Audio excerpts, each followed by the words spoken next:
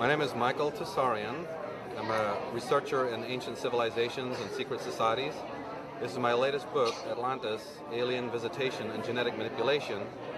I myself am from Ireland and have specialized in what the Celtic records, the Druidic tradition, the Celtic mythologies have to say about the concept of UFOs and alien visitation.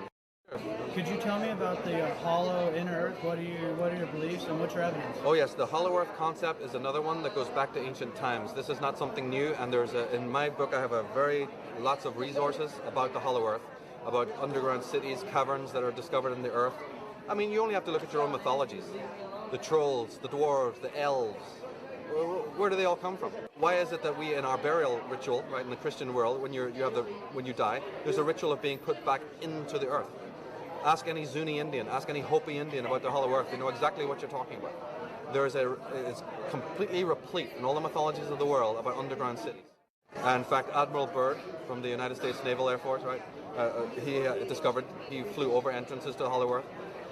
You have experts who know all about this, who've written extensively on the hollow earth.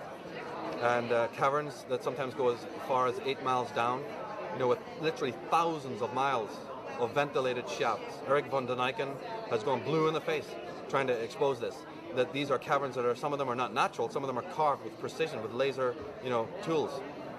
And these, I explain from the outset of my book, I go into this, it's a very important factor.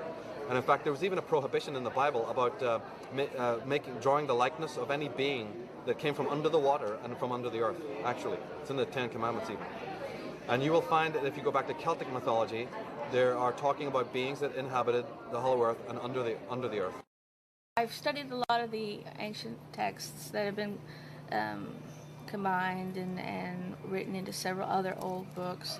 Madame Blavatsky, she was a big fan of the hollow earth theory and actually traveled down to South America and was looking for entrances into the South American cave systems, which are actually connected to the other tunnel systems all around the world. And it's fascinating. And you can come into a modern city, any modern city, someplace as big as Dallas, and when they're putting in highways, freeways, sewer systems, they inevitably run into uncharted tunnel systems under Dallas. And these tunnels have strange tracks in them with these little cars that move by themselves. And you think it might be a coal type of mine, or I think there's no coal mining in Dallas. You can go into a real coal mining town like Bridgeport, Texas, where there were actually several shafts back in the turn of the century, about 1800s or so, where they put 7 or 8 shafts into the town, under the town of Bridgeport. But today, there's not 7 shafts anymore. The whole underneath of the town is a webwork of tunnels. Why? And who did it? And I'm currently trying to get maps from the Railroad Commission to see, why and where are they going, and all the exterior entrances to these old coal mines are all sealed up, buried up. But many of the old buildings have secret access tunnels to the tunnel system underneath this town. So it gets rather fascinating. Back again to the concept of secret budgets and secret societies. The governments of the world have long been seeking, because our pole shifted, and the earth topography has changed. So lots of the normal entrances to hollow earth have since changed. And some of them were in Antarctica. And therefore the ice on Antarctica makes it a problem now for people to visit there and go there. So the Nazis under the Adolf Hitler and the fascists that rule this country, namely the government, they have always been funding different individuals to try and go and reopen portals and to find entrances to hollow earth. So Admiral Byrd was simply an agent who had flown over there, and he had a large budget, and they took ships out there, and some people say that they discovered entrances to hollow earth. There's also hollow earth entrances in the north. And I've researched this for many years, and I actually know where a great deal of entrances to hollow earth are. What brought Atlantis down was what the mythologies say brought it down, which was a war between the gods, or a conflict between beings that were called the gods, and the kinds of technologies that they were using. This is a motif that you find in mythologies of the ancient world. The beings who interfered with our history are still around, or at least their descendants are still around, behind the thrones of government. And not only do we have to deal with the existential problem of evil within ourselves, we have to deal with the social nihilism, the governmental paradigm, right, coming out of the 11th century BC, where the great empires of Sumeria and Babylon rise, and they're based on tyranny, territorialism, suppression of the earth, suppression of women. All the later epochs, all the later empires are based on those paradigms. And then they say in the history books that history just stops at 11,000 years ago, or that's when it begins, right? And we don't know what happened before that. A complete fabrication, because all the ancient legends have plenty to tell you about what was happening before that, which was that there was high cultures, high civilizations, who fell by the misuse of magic, who fell by the misuse of energy. You know, this is an old story going back, and we may be heading for the same thing. The Mayan calendar talks about the year 2012. They talk about it being the possible end of our world. I don't necessarily think it'll be the end of the physical world, but it will certainly be the end of the world as we know it from a psychological, sociological, economical point of view. We can definitely expect many changes. We're already seeing that. And now with the attack on September 11th, there is very much a wake-up call to America in general and to the West in general to wake up, to discover that there is an occult history of their country, there is an alternative history of the world. And so my book also focuses on that. You know, the latter part of the book is about solutions, about the occult history, how these alien beings have infiltrated into our societies and are still around. I address the reptilian concept, which has been, of course, the center of what David Icke has been doing, and we have certain differences. And Zachariah Sitchkin's work, I talk about that. I'm in the tradition of these kinds of scholars. It is crucially important that this is not accepted as mere history lesson of the past. These motifs have a very great bearing on our age. We talk about the alien DNA from our human point of view. You could use the word evil. You know, maybe it's not quite the right word, but it certainly is a word that implies that whatever the alien mentality was, it was different than ours. And I'll be specific about that. One of the major differences is the fact that these alien beings came from a civilization that was extremely technologically advanced. I mean, you're talking, you know, Mr. Spock and beyond, many grades further than where we are. And the Earth in its pre-visitation state was where our ancestors were very much in harmony with the Earth. Now, this doesn't mean much to most people anymore, but it certainly does mean a lot to shamanistic kinds of people and to early societies who understood what that meant, being in harmony with the Earth, where the mind and the Earth are at one. These visitors came in, and of course they didn't understand that, and they are very technologically, mentally advanced without so much of the spiritual, human aspect. When they crossed our DNA, this is where we inherited this great inner schizophrenia within our own nature. And the sum total of that is the fact that today we have the criticism, and it's a correct criticism, that our scientific, technological abilities are far in excess of our psychological, spiritual, and emotional development. And many pundits, many activists, many scholars have said, why is this? Why is this happening in our society? Well, again, there is a definite answer. It's because we've had a propulsion unit behind us, making sure that we are propelled towards technological advance at the cost of the other. Because this is not something, again, that would happen naturally, right? It just doesn't happen naturally. And if you see it happening in the world, it is because there's some artificial engineering going on that makes sure of this. And it connects to what I'm talking about, where the visitation of these beings has been moving mankind steadily forward in a technological way because they have an agenda. And I talk about that in the book as to why they'd even want to be doing that. And when I talked about the Mayan calendar 2012 as an end game date, well, we're very close to that now. We're already past the new millennium. And philosophers, mystics, psychics are saying that time is going to actually speed up. And I think it already has. This whole 9/11, September 11th, is part of that cycle. Because the decade is better expressed as an ennead, an enneagram, which is divided into three sections, three triangles, if you will. The 9 years are divided into three threes, right? And the first triangle ends in 2003, obviously. 2000 to 2003 is one triangle. So in November 2003, there could be another attack. There could be another debacle. There could be another wake-up call coming for America. It's all based on how well we do in our learning curve. My name is Jordan Maxwell. For the past 43 years of my life, I have spent researching and studying the world of hidden knowledge, ancient mysteries, occult and secret societies, fraternal orders. My real first love is theology, occult theology.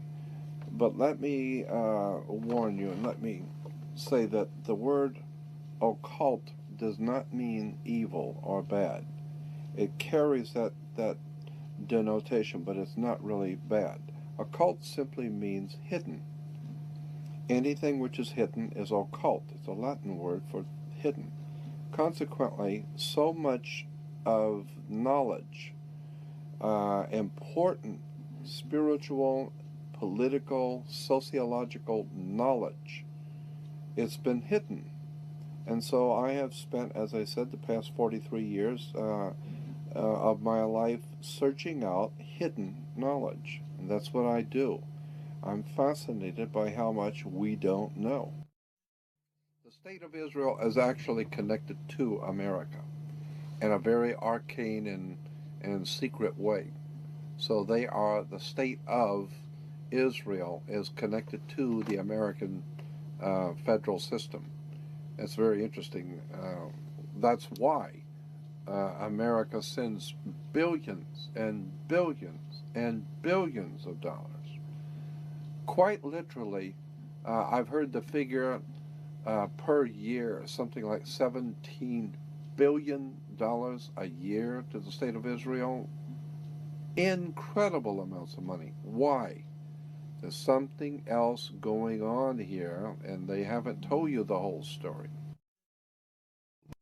If you were looking down from a satellite, looking down onto the Earth, or even higher out than a satellite would be, you would see that the largest single landmass on the Earth is from Russia, from the northeast tip of Russia, all the way across to central West Africa, to the West African coast. Then from England, England, all the way across to India. And you crisscross the largest single landmass on the earth. That cross comes right through the city of Jerusalem. That's where it crosses. And so the old ancient Phoenician Canaanites, being the bankers, they said, if you're coming through town to do business, Jack, you're going to pay us up front.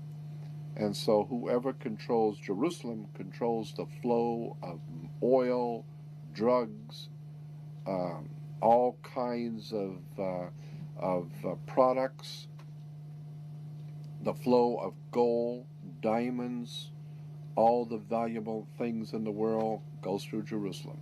That's why it's the holy city. Money, international, monetary world situation set up so that all money, all flowing of business, commerce goes through Jerusalem.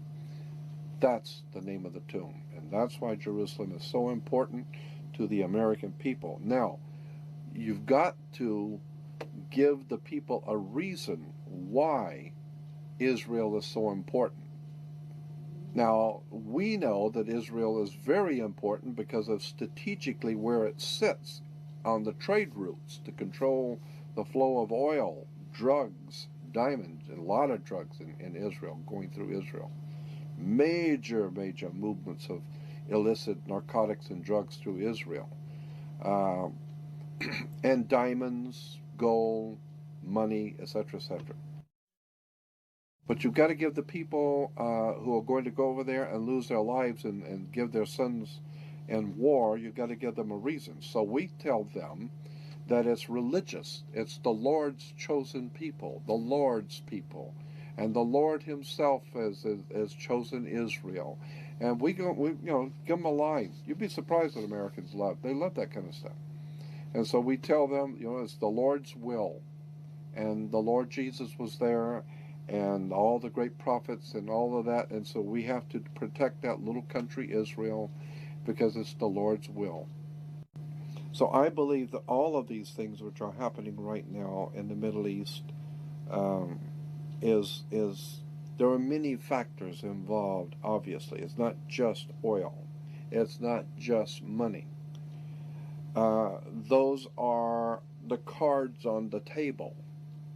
when you're laying out the game and you're going to play a game, a high stakes game, say in Las Vegas, where hundreds of thousands, if not millions of dollars are laying on the table, and you're playing a high stakes game, you're going to have the cards you've got that you're playing. Well, one of the cards that's being used in this high stakes game is, of course, oil. One of them is, of course, drugs. Drugs are very big business in the Middle East and in Europe, and so I feel that the drugs are one card, oil is a second card, the control of money, banking, fraternities, controlling the flow of commerce and business in the world. That's another card on the table. But above the cards are the players. The players only using the cards. And I think the players in this world game that's being laid out for us now are guided not by the cards. They're guided by something else. There's something else going on here. And it has to do with secret societies and ancient religions.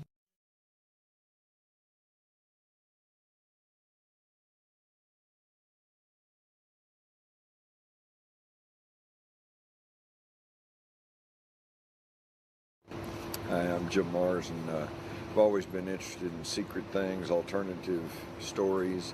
My background is as a news reporter, and I learned early on about the so-called secret societies. And my question was, do they really exist? And more importantly, do they have any power? Over a period of 30, 35 years, I have studied, read, talked, experienced, and I want to tell you they're real, they're here, and yes, within the inner core elite, they definitely have power. And I think this is an anathema to the whole concept of a free, open, and democratic America.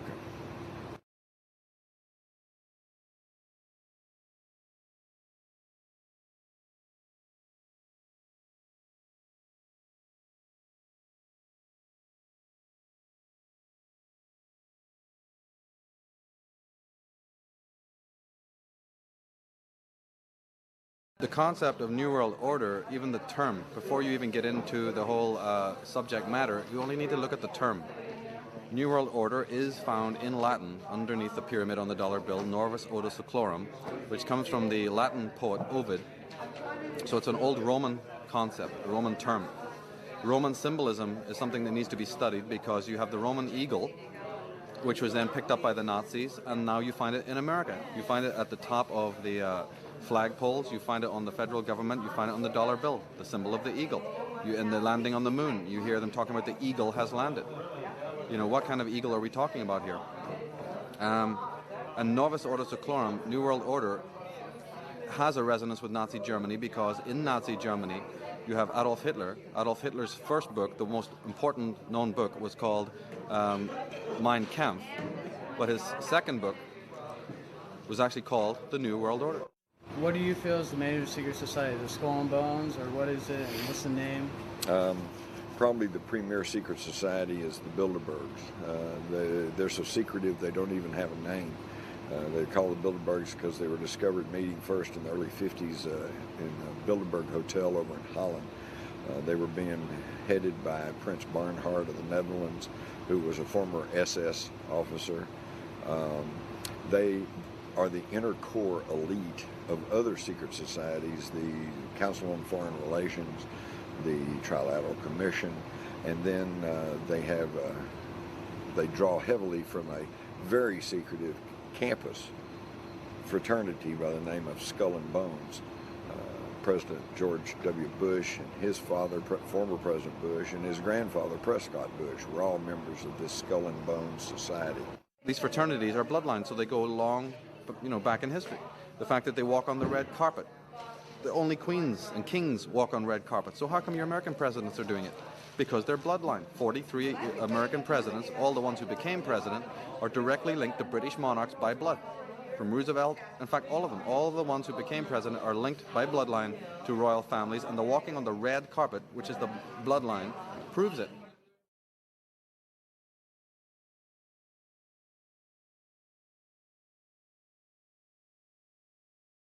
There's a group of probably 300 men that control most of the actions of the world. That boils down to what's known as like the 7 families.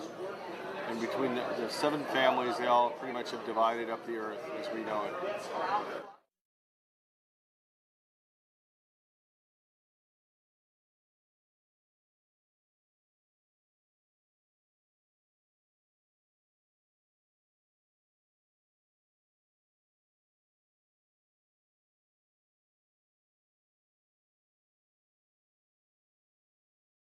At the heart of the secret societies lie some of the most powerful people in this country. Alan Greenspan, for example, can be connected to these people. These people run the major banks, major insurance companies. Now, we don't really stop and think about these folks or these organizations, but they exert a tremendous impact on the lives of every single individual citizen.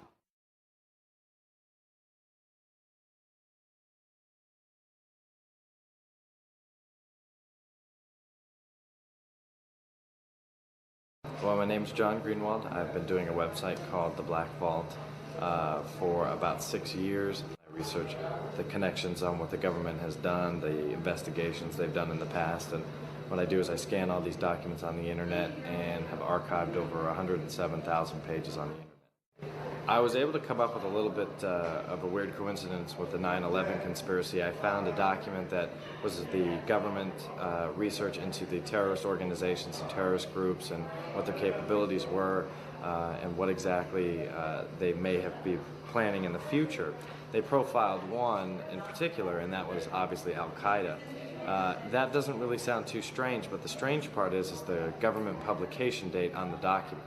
And that publication date was September 10th, 2001, one day before the tragedy struck. So that in itself was very, very strange. And then Adolf Hitler and his henchmen, people like Himmler and Goebbels, Rosenberg, were always talking about the fact that there was a 1,000-year Reich. They kept on using this term about a 1,000-year kingdom. Then we have George Bush later on talking about the 1,000 points of light. Right? We have George Bush using the term New World Order, I think it was in 2000, on September 11th. And September 11th, 2000, was the first time ever that George Bush used the term, we have to have a New World Order. In regards to secret societies, yes. I mean, the very nature of man is to form these protective societies and conspire, if you will, breathing together. They all seem to be interlinked, the Illuminati, the Masons, the Club of Rome, P5, the Bilderbergers, the CFR, the Trilateralists. They seem to all be different offshoots of the same general secret club. And it's just a bunch of rich people. It's all people with $1 billion who all get together to decide how to either make more money or how to fleece the sheep, being us. What war is going to happen here or there, or what's going to happen between nations or powers. It's all aspects of political science, which are how to get populations to do what you want to gain further control. So these terms that are on the dollar bill, that are on flags, let's say in Zurich. In Zurich, you have the headquarters of the Illuminati. The headquarters of World Freemasonry is in Zurich, Switzerland. Over the door of that building is the term Ordo ab Chao, which means order out of chaos. And Jordan Maxwell and other experts in this subject have talked about that means that the plan of government is to always orchestrate, to engineer chaos in order to create the order, later on. Out of chaos comes the order the people demand, security. All the events that we see down through time, tribulations caused by government, have this as a central principle. Wars are connected to this. In researching these secret societies, what I found was really astounding. They're nothing new. They track back through older secret societies. They go back in through Illuminized Freemasonry, back to the Knights Templars, back through the Cathars, back through the Rosicrucians. You go all the way back to the ancient mystery schools of Greece and Egypt. And even those schools do not spring whole cloth into existence. They are remnants of the older secret societies in the world, which date all the way back to the ancient Sumerian civilization. And they left behind clay tablets still in existence, which basically state that they were the product of a colonization by people from space. People have been living from day to day, never realizing the profound impact secrets have on us. Secret government, secret projects, secret knowledge. And today we are beginning to see that the world is in serious trouble.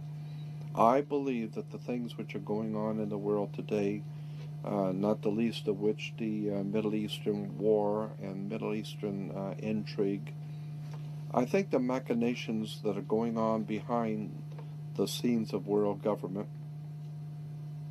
are being orchestrated.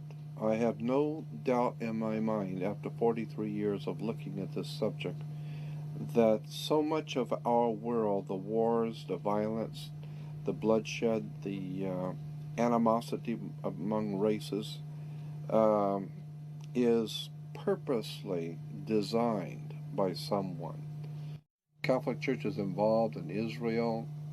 They're involved in the Holocaust. When the Nazis saw that the war was going bad for them and they were going to lose the war, that was like 1944. All the top Nazis were given Vatican passports and given safe passage and money through the Vatican banks. Money was given to all the top Nazis to get them out. So the Vatican sent a bunch of Nazis to Uruguay, Paraguay, Brazil, Argentina.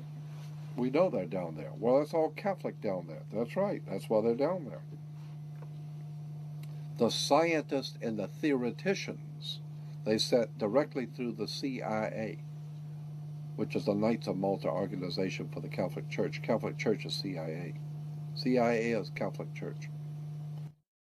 The CIA broke into the Watergate Hotel. Watergate Hotel is owned by the Vatican. The owners of the Watergate Hotel today in Washington, D.C. is owned by the Catholic Church. It's a Vatican owner. The Vatican owns the Watergate. And the CIA was in there doing their dirty work in the Watergate Hotel. And then they got Nixon kicked out of office because Nixon realized that the Vatican is involved in all this crap and the English involved in all this crap. So the Vatican set up their own people. Send the CIA into, well, we can't do it in just any place. That's all right. Send it to our hotel. We'll take care of it. Reinhard Gehlen was not only a Knights of Malta, but he was also one of the founders of today, the CIA. Reinhard Gehlen was the man in charge of security for Adolf Hitler. He was chief of security for the Nazi Empire, Reinhard Gehlen. And when he saw that things were going bad and they were going to lose, Reinhard Gehlen was chief of security. He's not an idiot. And this guy knows the war is up. We've lost. So he goes to the Vatican, and the Vatican gets him a ticket over here to work for America, and he comes over here and sets up something called the CIA. All of these religious leaders in America on television, they have contracts under the table with international oil cartels, drug cartels, banking cartels, and they are reaping in millions of dollars in private profits in European banks that American Christians have no idea in the world about. But all you have to do is just start doing some homework and checking on all of the so-called Christian leaders who are all for the state of Israel. Find out how much money did you make last year. Then you begin finding out the oil companies put up millions of dollars for Christian churches to send out missions. So many of the Christian missionaries that go out around the world, and these you see them nightly on television, missionary movements that go out to the poor, starving people of Africa and the poor people of China. These missions are being financed, but a lot of the big churches are not telling the people that it's being financed by oil companies. Oil companies and drug cartels are financing many of the church's missions throughout the world. We now know, we have documented proof beyond a shadow of a doubt that World War I, World War II were planned long in advance. The things which are going on in the Middle East have been planned for, I believe, at least 40 years. Minimum. I can show you at least 40 years ago that this government, American government, was already keenly anticipating a major war in the Middle East. The corporation called United States, after the change of the century, coming into 1900s, decided they wanted to expand. They got so much money and they're doing so well. They thought maybe we could expand the business, move the corporation out a little bit. Let's expand business. Let's go to Germany or Europe and open up a big corporation there and take in their corporation, their government. We'll take them over. And the Germans said, "Hey, Jack, it's like a mafia. What are you coming over here? You're gonna buy me? I'll buy you. You don't buy me." Like the Godfather movie. What, you're going to come into Las Vegas and you're going to give me, and you're going to buy my hotels? Who says I'm going to sell my hotels? And the American corporation, British American corporation, said, unfortunately, maybe you didn't understand. Let me restate it so you understand. I didn't ask you. I'm telling you. We're moving in here. It's called a corporate takeover. And so there was a hostile corporate takeover where the American corporation decided they want to take over in Europe, and they didn't want to be taken over. Well, it's too bad. We'll take over anyway. So they called it a hostile corporate takeover. We call it World War I. So the corporation called United States was able to overthrow the existing corporate order in Europe, but it cost a lot of money. They had to build a lot of tanks and jeeps and pay a lot of people, and the corporation, well, they were successful. They did what they wanted to do, but they went broke doing it. And so when they went broke doing it, and then the bankers pulled their money out in 29, we had something called a stock market crash, because the corporation spent so much money, they went broke. So the international banker says, well, if you're broke, what are you coming to me for? I'm not going to loan you money if you're broke. And so what do you have as collateral? You got any collateral that you could put up for me to loan you the money? And the corporation called United States, the British corporation called United States, said, yes, we have the stock. We'll give you stock in the company. You are the stock in the corporation. So they give your body to the banks in Switzerland. So your body now becomes stock for the corporation called United States, because you are a money maker. Bankers came in and said, if we're going to loan you money, you guys have lost money, you guys have gone bankrupt, we're going to take care of the accounting. We're going to see where the money goes. We'll give you the money, but we're going to make it sure it goes where we want it to go. So they set up the Federal Reserve System, and then the collection agency to make damn sure that you people pay us.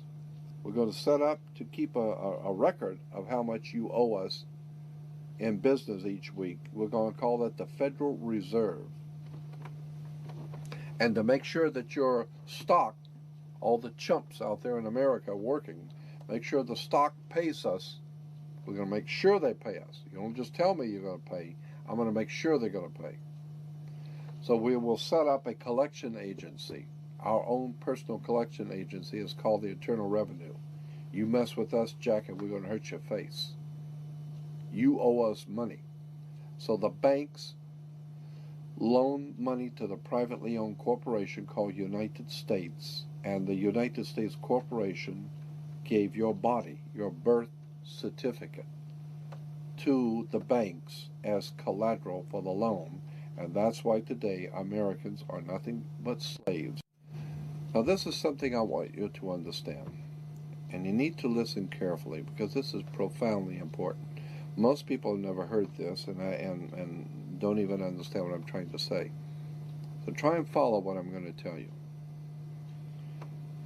There are two kinds of law on the earth, as I've said. One is called civil law, which is the law of the land, and one is called Maritime Admiralty, which is called the law of water. Maritime Admiralty is banking law. And the law on the Maritime Admiralty says that you, because you came out of your mother's water, are a Maritime Admiralty product. This is why the ship is sitting in its berth and it's tied to the dock, and the captain has to give a certificate of manifest to the port authorities, because money is changing hands. This is why when you were born, you have to have a birth certificate. And it's got to be signed by the dock, because that's where the ship is tied to, is the dock. So the dock signs your birth certificate. Why? Because you came down out of your mother's water. You came down her birth canal. You are a Maritime Admiralty product. And therefore your birth certificate is signed by your mother. And where your mother signed on the birth certificate, get it, you will see it does not say parent or mother, it says informant. Your mother was informing that the bank that she has just produced another product to be bought and sold. England, the British Crown, through international banking, owns your physical body, and that's the law. So you can think it's funny all you want.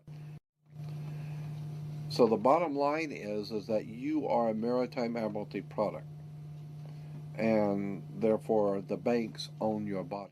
And on the back of the Social Security card will be numbers in red. On the front will be in blue or black, but on the back will be in red. The numbers on the back of a Social Security card in red designate your body. It is the serial number of your stock. And this is why if you're wealthy, you are preferred stock. If you're poor, you are common stock. But you are a stock on the stock market. Your body is bought and sold through the use of your birth certificate. And if you could get your original birth certificate back, you would find that on the back of the birth certificate are all the banks around the world. All over the world, banks have used your birth certificate because you are a stock in a Maritime Admiralty banking scheme where you make money for banks. So consequently, the corporation and government and people who want to control you, they create a second you, and that second you that they control, that they created, is all capital letters. Check it out. Anytime you get a bill, you get a lawsuit, you get a fine, a ticket, somebody sends you a bill from the Department of Water and Power, check it out on your driver's license, on your Social Security card, on your insurance cards, anything, period. Anything having to do with business, your name will always be in all capital letters, because only all capital letters can be dealt with by banks and government. Anytime you have a name upper and lowercase, that applies to you. I got no control over you. You sign a contract in which your name is in all capital letters, now I can take you to court. Now I can take you. As a matter of fact, the judge sits on the bench. He rules from the bench. The word bench in Latin is a bank. Look it up in a Latin dictionary. So the judge rules from the bench. Right, because he's ruling for the bank. Why? Because somebody's going to pay. It's just a game here. The Queen of England wants a cut of the American blood. She wants a piece. So it's going, somebody's going to pay, and the money's going to go where? Into a bank. That's right. The judge rules for the bank. So consequently, if you are working in California making money, you are then referred to as a franchisee. You're a franchisee of a foreign corporation. 1849 Constitution of California. 1849 Constitution of California says no California citizen will ever pay taxes in California state, ever. There will never be a state tax in California, ever. That's the Constitution in California. But if you say that you're a United States citizen, you're saying you work for a privately owned corporation called United States. Therefore, you are a franchisee of a foreign corporation. Therefore, you must pay the California Franchise Tax Board, not California State Tax Board. There is no state tax in California.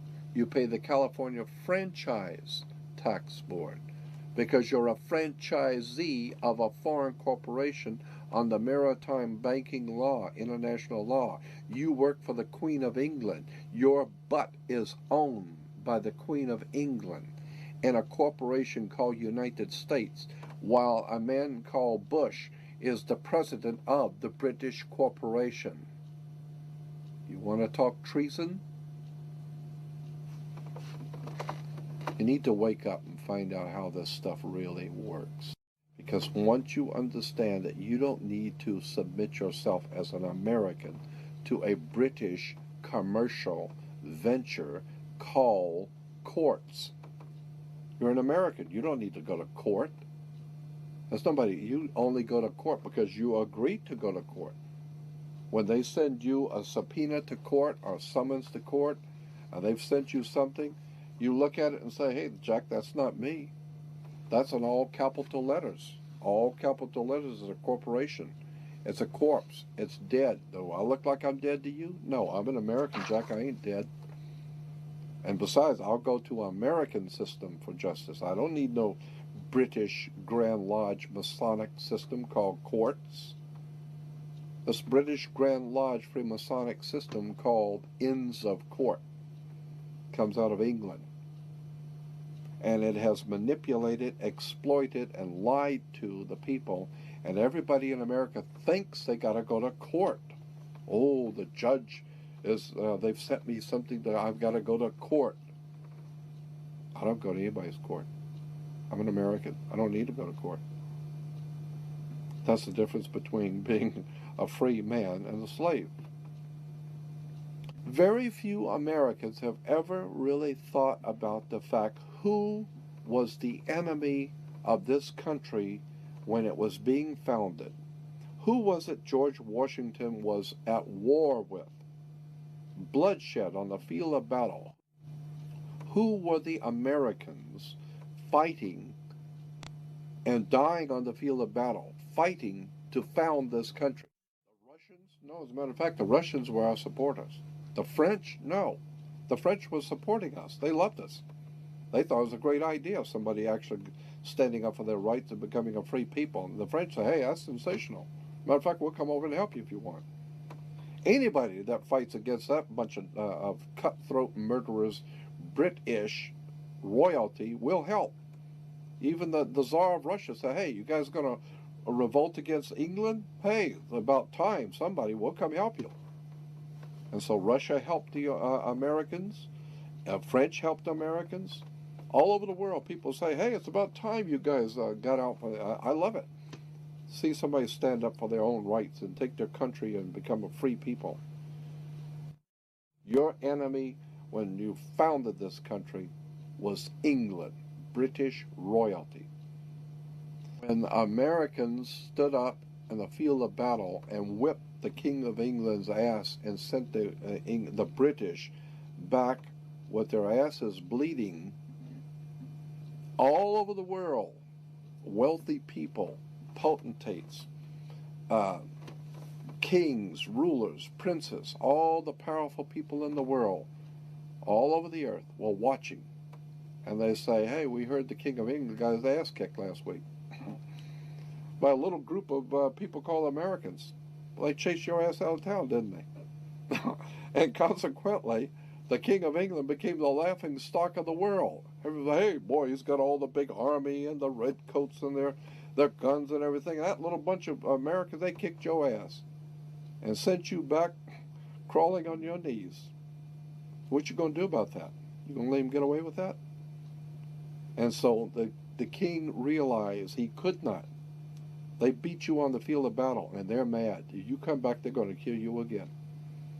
And so the King of England and the British royalty decided, no, we're not going to send any more people over there because you're not going to win.